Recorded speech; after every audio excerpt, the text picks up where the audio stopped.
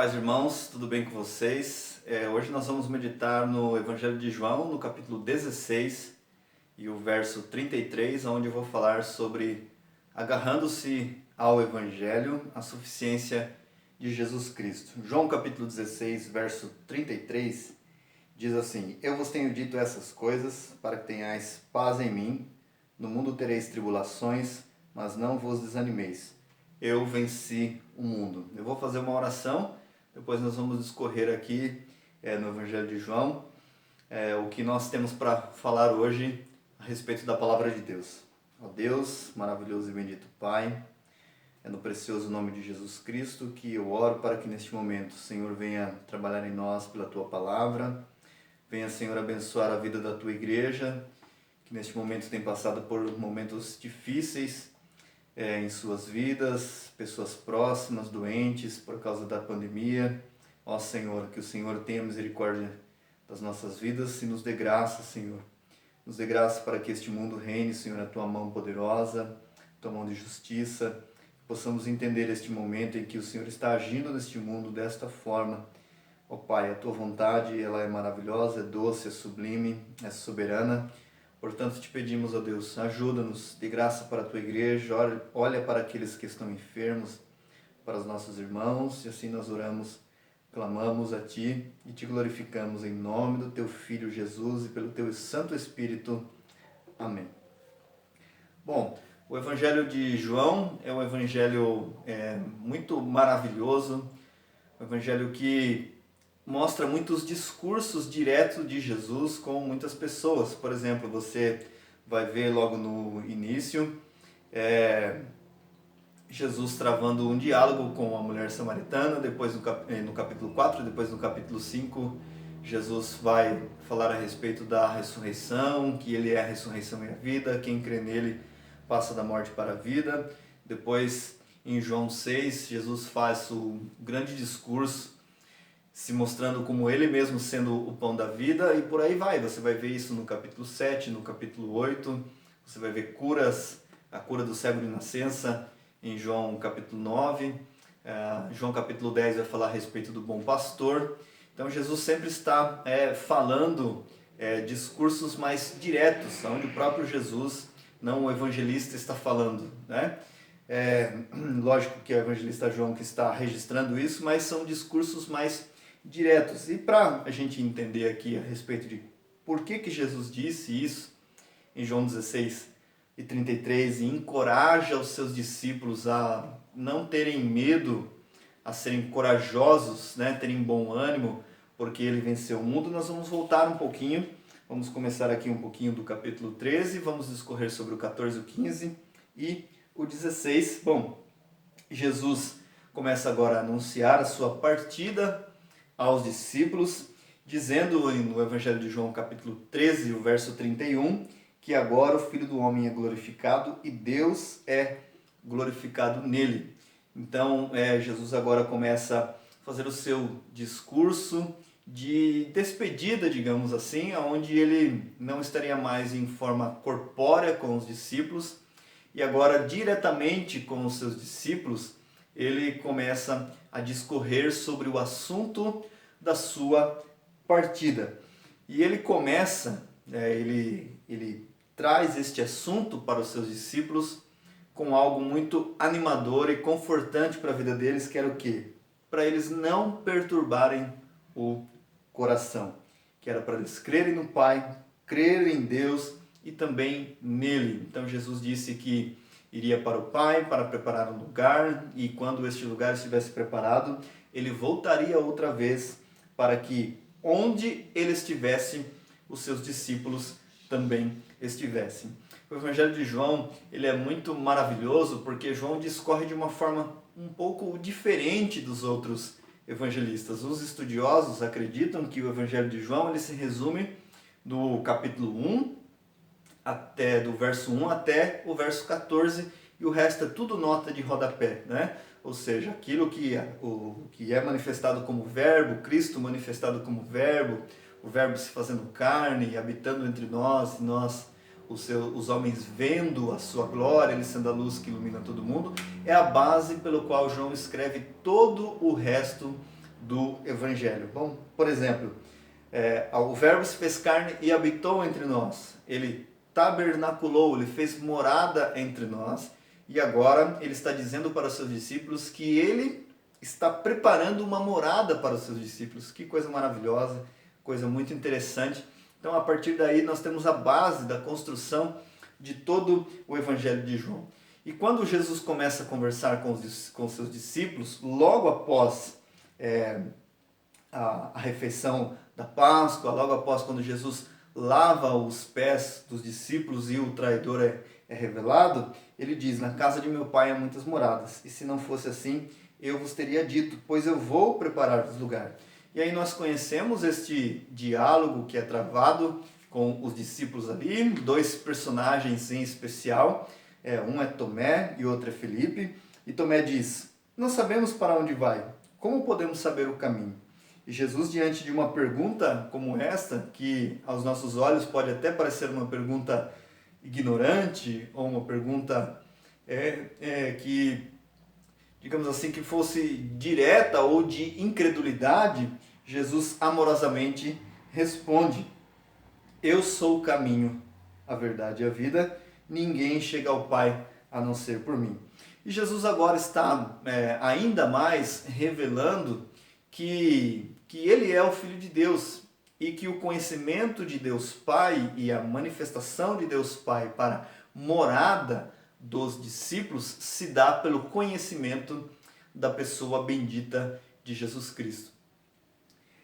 E ao discorrer neste capítulo do Evangelho, nós vemos que como é necessário que o homem conheça Jesus Cristo. Mais à frente, em João 17, Jesus vai orar e logo no começo da sua oração, ele ora ao Pai e diz: para que conheçam a Ti como o único Deus verdadeiro e a Jesus Cristo a quem enviaste. Então, neste discurso do capítulo 14 até o 16 e o capítulo 17, nós vamos ver toda a trindade, Deus Pai, Deus Filho, Deus Espírito Santo, envolvidos na nossa salvação, também sendo mostrado ali para os seus discípulos, porque Cristo agora não estaria mais em uma forma corpórea, mas Ele é o caminho para o Pai, e Ele daria o Espírito Santo, outro Consolador, que habitaria nos discípulos e estaria com eles e estariam com a sua igreja por todos os dias até a consumação dos séculos. E esse diálogo de Jesus vai se desenrolando e Filipe diz: Senhor, mostra-nos o Pai, isso nos basta. E Jesus lhe responde: há tanto tempo estou convosco e ainda não me conheces? Quem me vê a mim, vê o Pai. Como pode dizer-me, mostra-nos o Pai?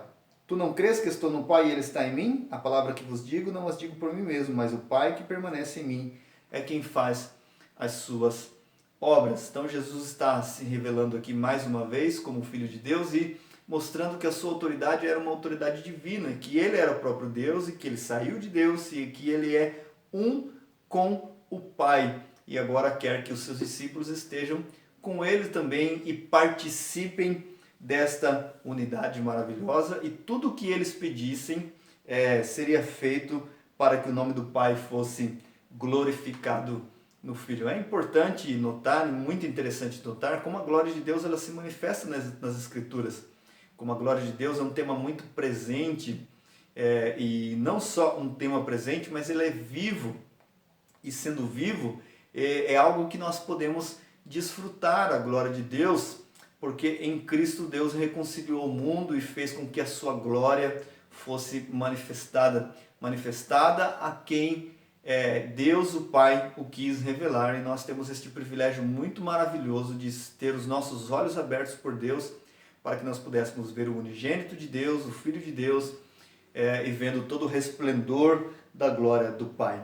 E o que é assim maravilhoso e glorioso para que nós nos atentemos aqui para o texto bíblico é como Jesus fala a respeito do seu Espírito Santo, a promessa do Consolador, a promessa de que Cristo estaria com eles, porque a partir do momento que este discurso ia se desenrolando, esse debate, digamos assim, ia sendo desenvolvido, os discípulos começaram a se entristecer, porque eles estavam acostumados com o Mestre, vendo todos os milagres, sendo instruídos pela sua própria boca, pelos seus ensinamentos. O próprio João diz que um dos soldados, lá no capítulo 7, quando foi para prender Jesus, ele não conseguiu prender Jesus, porque Jesus falava de uma tal forma que o soldado ficou tão admirado e disse: nunca ninguém falou como este homem. Então, no Evangelho de João, nós vemos plena divindade e plena humanidade. O divindade, porque ele sendo Deus, os seus ensinamentos vinham do Pai, vinham do céu, e a sua humanidade, porque ele sendo homem, em sua forma corpórea, ensinou o caminho do Pai de uma forma muito maravilhosa. Ele está falando a respeito do Espírito Santo e fala a respeito de amar. Cristo fala a respeito de amar ao Pai e de obedecer aos seus mandamentos. É muito repetido no Evangelho, um tema bastante falado a respeito daqueles que honram a Cristo somente com os lábios e não com os seus corações. Isso não é algo que glorifica a Deus e que Deus tem prazer nisso. Então, o fato de muitas pessoas se declararem cristãs, evangélicas, mas de fato não obedecerem à palavra de Deus, não querem dizer que elas têm parte no reino de Deus, porque Jesus está dizendo: se me amardes, obedecereis aos meus mandamentos. E aqui Cristo, à medida que ele vai se mostrando, ainda mais como caminho, verdade e vida, ele está dizendo aos seus discípulos, está dando uma garantia. Ele está dizendo, afirmando que ele não deixaria os discípulos órfãos. E por isso que eu coloquei o tema desta mensagem de agarrar-se ao Evangelho. O que é o Evangelho? O Evangelho é a boa notícia de como Deus salva pecadores. É a boa nova de salvação para aqueles que estão perdidos e agora têm a oportunidade de, pela fé, terem os seus olhos iluminados para receberem a luz do Evangelho da glória de Cristo Jesus. Então nós temos uma garantia vinda do próprio Cristo, por isso nós devemos nos agarrar ao Evangelho. Neste mundo nós não temos outra esperança, outra convicção, ou o que fazer, nós que conhecemos a Deus, a não ser agarrar-se no Evangelho, a confiar nas suas promessas. E uma das suas promessas é o que foi dito aqui em João 16:33, de que neste mundo nós teríamos aflições, tribulações, nós passaríamos por muitas dificuldades, mas o Senhor nos manda ter bom ânimo, coragem, porque Ele está conosco. Ele nos dá a garantia de que Ele está conosco e não nos deixaria órfãos. E Ele promete o Espírito Santo que nos guia em toda verdade, em toda justiça, o Espírito Santo que convence o homem do pecado, da justiça, do juízo, e é o Espírito Santo que nos faz amar a Deus. Nós não podemos amar a Deus pelos nossos próprios esforços, porque para que o homem possa amar a Deus verdadeiramente, primeiro, ele precisa reconhecer Cristo como Filho de Deus. Segundo, ele precisa ter a habitação do Santo Espírito e ter o selo de garantia, de promessa de que ele é comprado e redimido pelo próprio Deus. E terceiro, ele precisa guardar os mandamentos de Jesus, não só da boca para fora, mas de uma obediência agora que vem do coração, uma obediência que ela é produzida internamente e ela se manifesta externamente. E Jesus vai falando a respeito do Espírito Santo. E Deus deu o Espírito Santo para a igreja, para que a igreja caminhe neste mundo com poder, não nos moldes em que a gente vê muita criancice, meninice, infantilidade e coisas, digamos assim, esdrúxulas a respeito do Espírito Santo. Isso não tem nada a ver com o Espírito Santo. Deus deu o Espírito Santo à igreja, a presença do próprio Cristo, para que o Espírito Santo guie a igreja em toda a verdade pela palavra de Deus, guie como a voz do pastor amado, como lá no Salmo 23, o Senhor é meu pastor, nada me faltará. Ele me guia pelos pastos verdejantes, faz repousar em águas tranquilas. Deus deu o Espírito Santo para que a igreja tenha poder. Poder no quê? Para proclamar o Evangelho, que o Evangelho é poder de Deus para a salvação. E Deus deu o Espírito Santo para a igreja, o Espírito Santo está na igreja, nós somos inseridos no corpo de Cristo pelo Espírito Santo, para que também sejamos consolados por Ele. Para que as nossas almas encontrem conforto em nosso Salvador. Por quê? Porque Jesus está falando tudo isso e dizendo aos discípulos que eles seriam perseguidos, que eles passariam por lutas, por dificuldades, por provações. E sabendo destas coisas, a igreja tem uma firme esperança de caminhar no poder do Espírito, de andar no poder do Espírito, sem nenhum misticismo, sem nenhuma ação estranha ou aquilo que é falsamente atribuído ao Espírito. Por quê? Porque Jesus, ele vem para habitar em nós e fazer em nós morada. Então, no verso 27 do capítulo 14, ou melhor, no 26 diz assim: mas o Consolador, o Espírito Santo, a quem o Pai enviará em meu nome, ele vos ensinará todas as coisas e vos fará lembrar de tudo o que eu vos tenho dito. Então aqui o Espírito Santo é tido como o Consolador, aquele que se coloca ao nosso lado para nos apoiar e para nos amparar. E também o Espírito Santo é mostrado como aquele que nos ensina. E é muito interessante notar, porque isso não é uma coisa nova que Jesus está trazendo.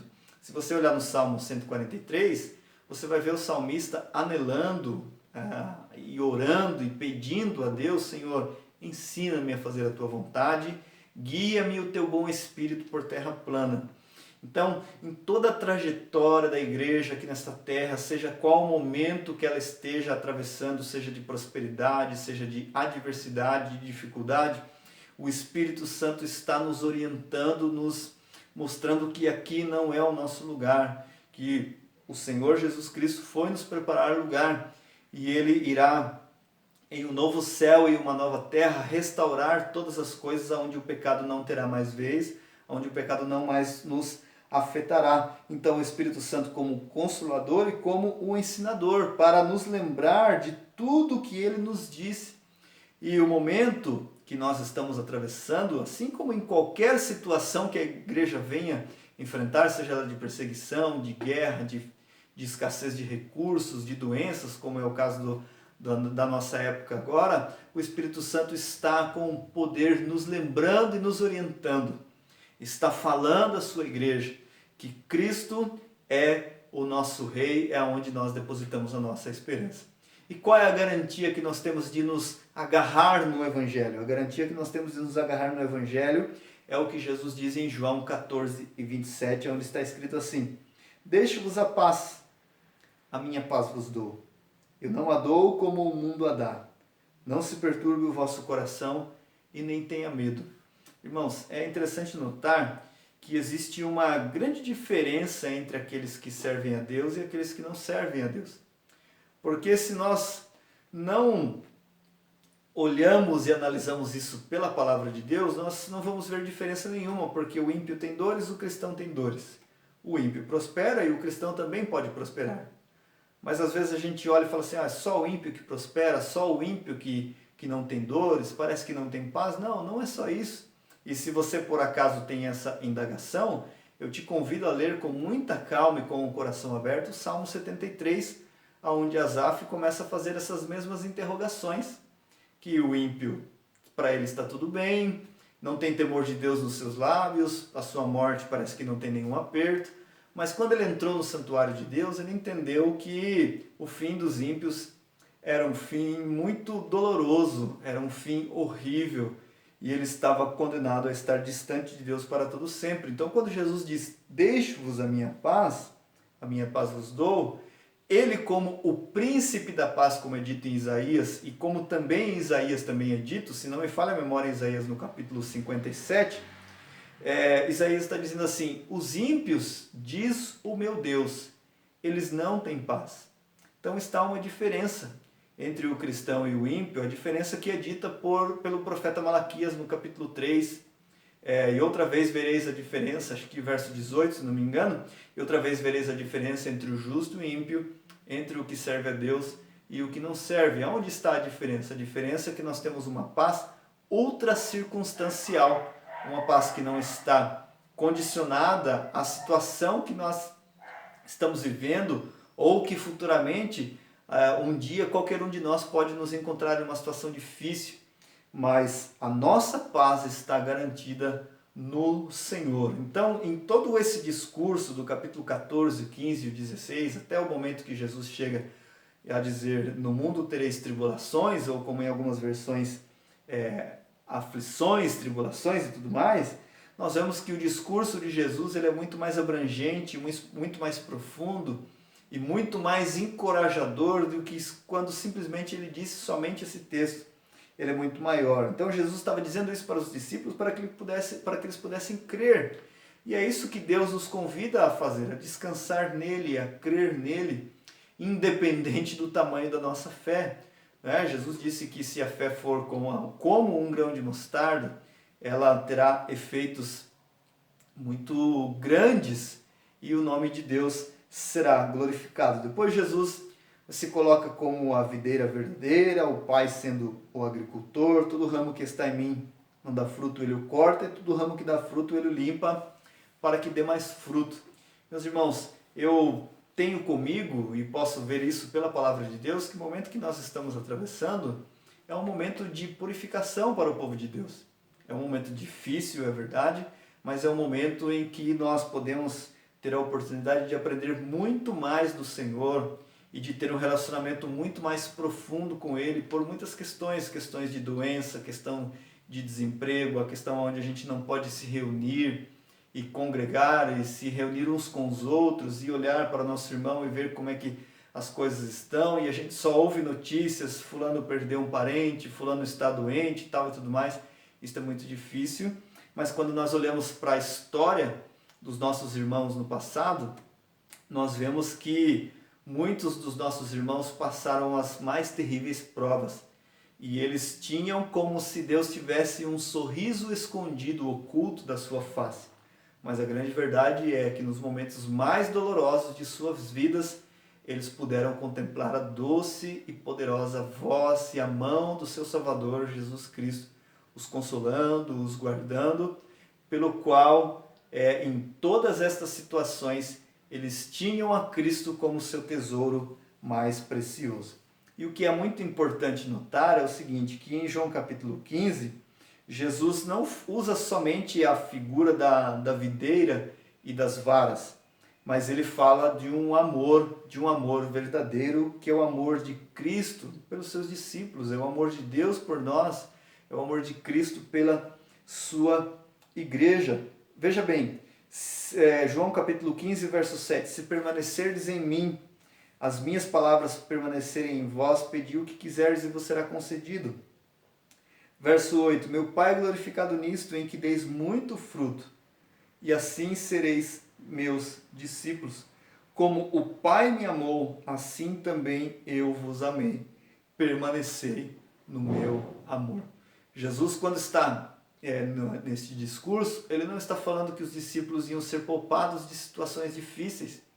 Ele está falando muito pelo contrário, ele está falando que muitas situações difíceis viriam sobre as suas vidas, das mais severas, das mais duras. Mas ele diz que o Pai o amou em primeiro lugar. Assim também Cristo amou seus discípulos e Cristo nos ama.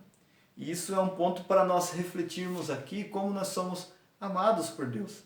O amor de Deus não depende da nossa disposição, daquilo que nós fazemos ou deixamos de fazer, mas o amor de Deus ele é um amor que, condicionado à obediência do Filho Jesus Cristo, aonde Deus tem todo o prazer, ele transborda este amor em nós, que nós não olhamos condições para nós de amar a Deus, mas ele nos possibilita, através de tudo que ele fez, a real oportunidade de amarmos a ele, porque ele nos amou primeiro. E como é maravilhoso notar o amor de Deus.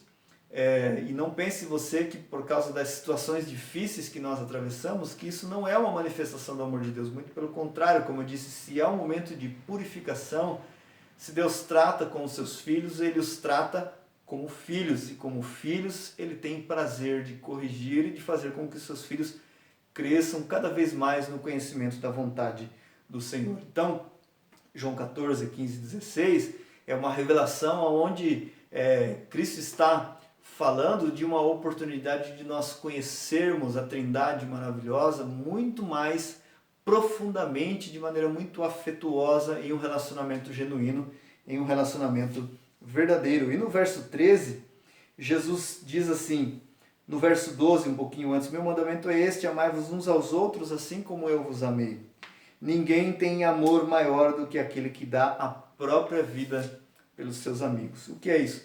Isso é uma teologia de cruz.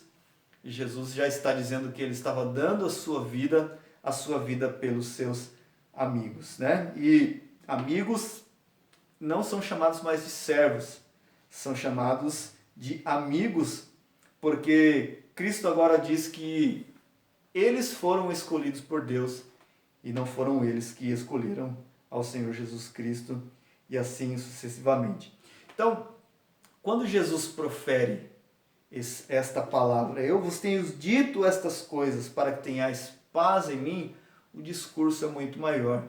Mas o Espírito Santo está trazendo à memória da igreja que ele deu a promessa do Consolador, que ele nos amou e nos amou até o fim e nos convida a permanecermos no seu amor para que todos nós, como Igreja de Cristo, possamos dar muitos frutos para Deus.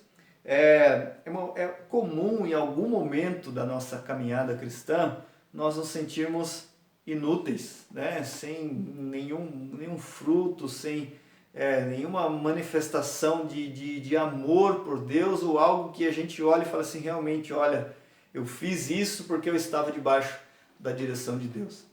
Mas esse sentimento não muda o amor de Deus por nós. E o amor de Deus por nós nos impulsiona para que trabalhemos para a sua glória e assim nós possamos frutificar, porque uma árvore não experimenta do seu próprio fruto e uma árvore não pode se gabar do seu próprio fruto, porque o fruto cai e ela é dado para outro, para que outro coma, para que ela nasça em outro lugar, e assim também é a nossa vida. E que através de tudo aquilo que Jesus diz aqui, que nós possamos ter em mente uma mentalidade servil, mas aquela servidão com alegria, aquele serviço alegre, não uma mentalidade onde nós estamos aqui para ser servidos neste mundo, mas para servir, e servir é um privilégio muito maravilhoso, e Jesus fala muito sobre serviço, e não somente falou muito sobre serviço, mas ele também deu um exemplo de como servir, ele nos mostrou como servir e nós nos servimos por amor e servimos aos nossos irmãos também por amor, né? E Jesus, no capítulo 15, o verso 18 a seguir, ele está falando que se o mundo os odiasse, odiaria ao próprio Cristo. Se o mundo o rejeitasse a eles, rejeitaria ao próprio Cristo.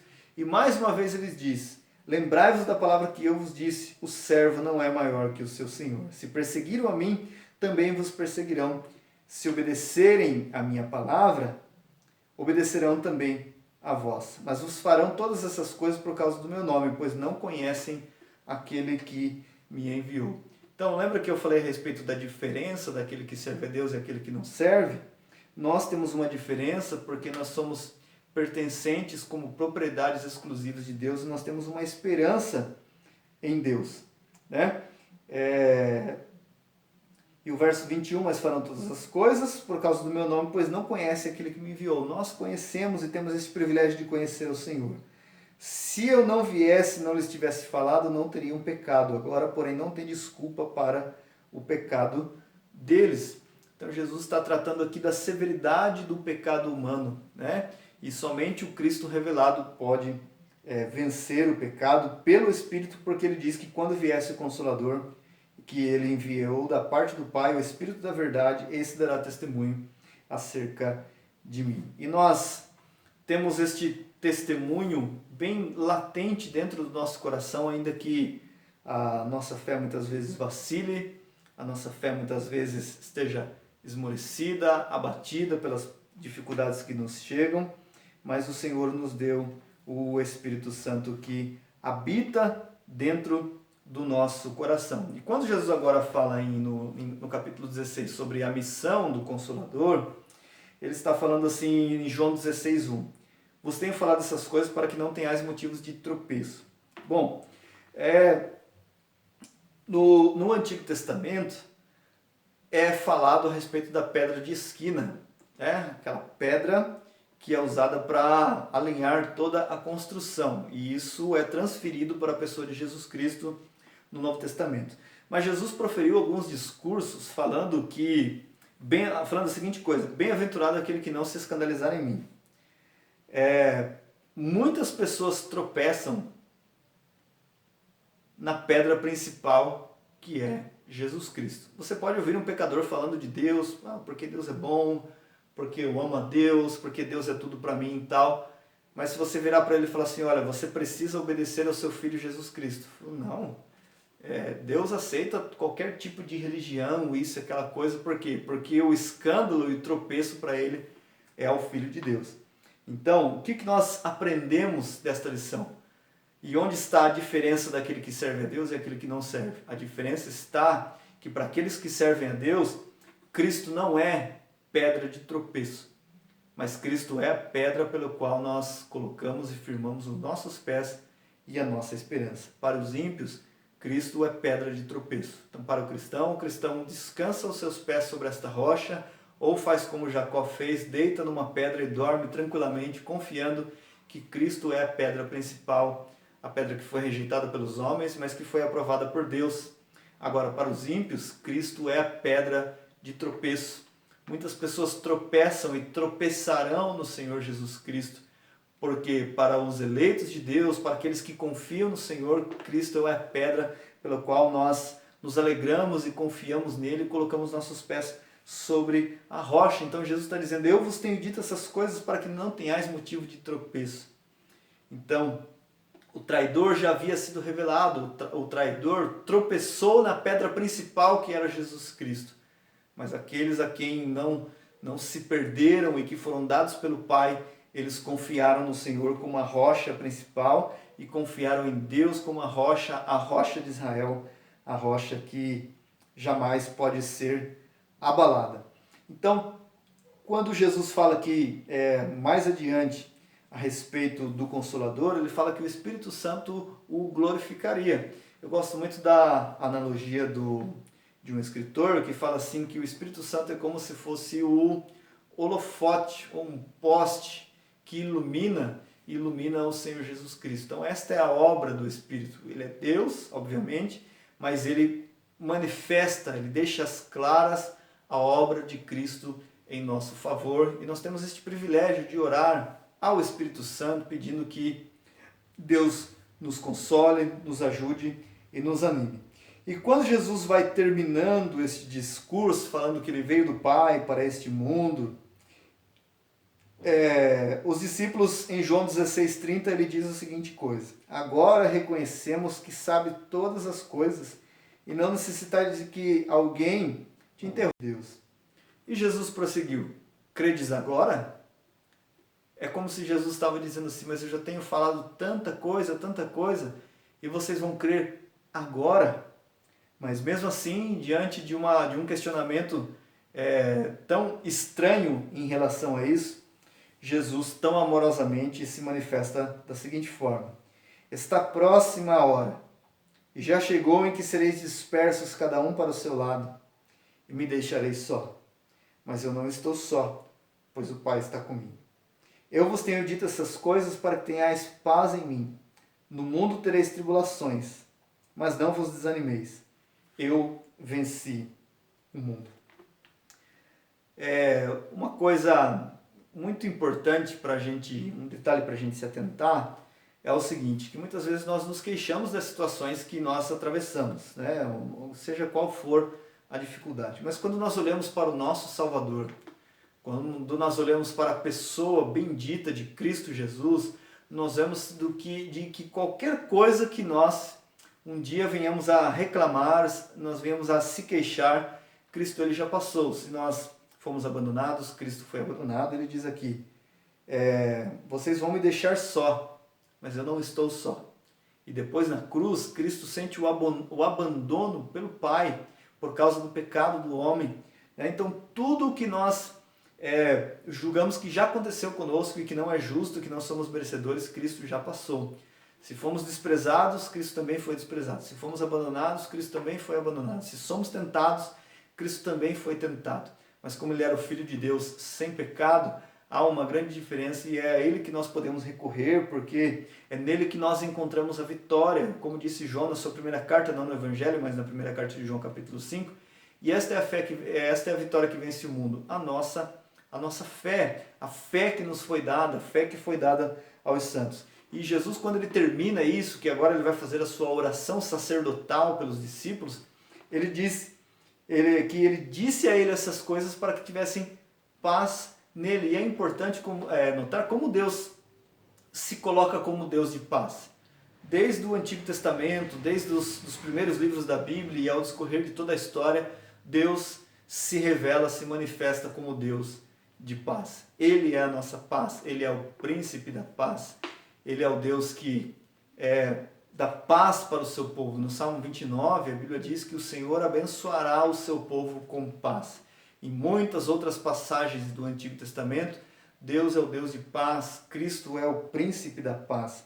Então, Ele é o cumprimento, Ele é o alfa e o ômega, Ele é o cumprimento de todas as promessas de Deus, e não podia ser diferente porque Cristo é Deus. E se Deus se revelou no Antigo Testamento como Deus de paz, Cristo também é a nossa paz. E é nele que nós podemos descansar o nosso coração, por isso que nós confiamos nele, sabendo que no mundo nós teremos tribulações, mas não é para nós desanimarmos. Em outras traduções diz, no mundo tereis aflições, mas tem de bom ânimo, eu venci o mundo. Então, esta expressão, no mundo tereis aflições, tribulações, não vos desanimeis, é como se Jesus estivesse dizendo assim, sejam corajosos, animem-se, E isso é falado para quem? É falado para Josué. É falado para Josué no Antigo Testamento, quando ele vai assumir o lugar de Moisés. Não te mandei eu, esforça-te, tem bom ânimo, ser corajoso. Davi também disse isso para Salomão, seja forte, seja corajoso, seja homem, tenha coragem. E essa coragem vem de uma promessa que o próprio Cristo nos fez. Por isso ele diz, não vos desanimeis, não desfaleçam, eu venci o mundo. Essa vitória é uma vitória completa, não é uma vitória pela metade. E como experimentamos desta vitória completa de Cristo Jesus, sendo que ainda estamos neste mundo, ainda estamos sujeitos a toda espécie de sofrimento?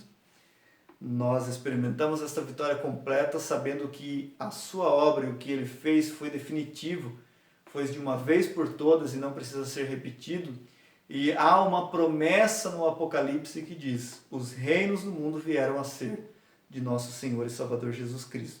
Então, já está garantido a vitória, já está ganha, conquistada para nós pelo próprio Cristo Jesus. Ele é a nossa vitória, então essa vitória é uma vitória completa, nós estamos apenas aguardando o momento da redenção final, onde todas as coisas serão consumadas, redimidas, a natureza não vai sofrer, o nosso corpo não vai sofrer as doenças, os horrores da morte e do pecado, e é nisso que nós confiamos. Então, o que o Senhor está nos convidando através da sua palavra? A termos bom ânimo, a renovar a nossa esperança nele, a renovar a nossa confiança nele, não ter medo, mas estar confiantes no Senhor, sabendo que ele venceu o mundo. Em Romanos 8,31 há um cântico de vitória que muito nos chama a atenção e eu particularmente gosto muito. Se Deus é por nós, quem será contra nós? Aquele que não poupou nem mesmo o seu próprio filho, como também nos dará com ele todas as coisas. Quem nos separará do amor de Deus? Tribulação, angústia, fome, nudez, o perigo, a espada? Nada nos separará do amor de Deus, mas em todas estas coisas somos mais do que vencedores em Cristo Jesus por meio daquele que nos amou. Isso é Romanos capítulo 8, versos 31 até o 39, onde ele fala, nem a altura, nem a profundidade pode nos separar do amor de Deus. E é nesse amor que nós estamos guardados, e é nessa promessa, e em tudo isso que o Evangelho nos garante, é que nós devemos nos agarrar. E aí é que eu digo que agarrando-se no Evangelho, nós temos a suficiência de Jesus Cristo. Cristo nos é suficiente. Cristo é a totalidade da nossa vida, e se Cristo não nos for suficiente, se a nossa esperança não estiver nele, nós estaremos perdidos. Esses dias eu li um texto muito interessante, uma frase muito interessante do meu escritor favorito, que eu sempre comento, que é o Packer, é o seguinte, ele está falando da diferença entre otimismo e esperança. Otimismo é esperança sem garantia. Nós começamos projetos muito otimistas, mas estamos garantidos por quem? Ou em quem está a nossa garantia? Nos homens que podem falhar, nas situações que podem vir nos acontecer, em promessas políticas? Não. Mas nós não somos apenas otimistas, nós somos esperançosos. E a esperança é uma esperança viva, é uma esperança que vem de Deus, e a esperança não traz confusão. É isso que Paulo fala aos Romanos no capítulo 5. E tem um outro texto também muito belo, muito bonito, que é a primeira carta de Pedro, onde Pedro está escrevendo para os seus leitores que estavam sendo perseguidos, passando por muitas dificuldades, era uma igreja sofredora. Pedro diz, na sua primeira carta, no capítulo 1, verso 3, Bendito seja o Deus, o Pai de nosso Senhor Jesus Cristo, que nos regenerou para uma viva esperança, segundo a sua grande misericórdia, pela ressurreição de Jesus Cristo dentre os mortos. Se Ele nos regenerou, Ele nos trouxe a vida e nos deu vida espiritual, porque nós estávamos mortos nos nossos delitos e pecados, como disse o apóstolo Paulo. Para quê? Para uma viva esperança. Que Deus abençoe. Agarre-se no Evangelho, creia em tudo que o Evangelho diz. Jesus disse, no mundo tereis tribulações, aflições, mas tenham bom ânimo, sejam corajosos. Eu venci o mundo. Que Deus abençoe você. Forte abraço e até mais, se Ele quiser.